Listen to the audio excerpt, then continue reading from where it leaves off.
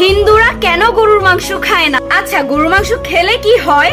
এমন অনেক অনেক প্রশ্ন আপনারা আমাকে করেন, বা এমন অনেক অনেক প্রশ্ন আপনাদের সম্মুখীন হতে হয়। কেউ খারাপ মন্তব্য করবেন না, আমি শুধু কেন গরুর মাংস খায় না সেটা জানাতে এসেছি, এর বাহিরে কিছু বলবো না। আগেই বলে রাখি, সনাতনী হলে ভিডিওটা শেয়ার বা কপি লিংক করে রাখেন, যাতে পরবর্তী সময়ে আপনিও এই প্রশ্নের উত্তর দিতে পারেন। প্রথমেই বলে রাখি, সনাতনীর মধ্যে একটা ভালো গুণ রয়েছে, যেটা হচ্ছে তাদের মধ্যে মায়া, মমতা, ভালোবাসা এটা একটু বেশি কাজ করে। সামাজিক কারণ নাই বলি, ধর্মীয় কারণ বলি, আমাদের প্রধান ধর্মগ্রন্থ হচ্ছেই কি বেদ। তো পবিত্র ঋগ্বেদে বলা হয়েছে গো হত্যা মানুষ হত্যার সমান। এবং গরু আমাদের সামাজিক দিক বলেন, বিভিন্ন দিক দিয়ে গরু আমাদের অনেক সাহায্য করে। যেমন একজন কৃষকের কাজে, কৃষি কাজে সাহায্য করেন। গাই গরুর দুধ দিয়ে মাতাকে সাহায্য করেছে।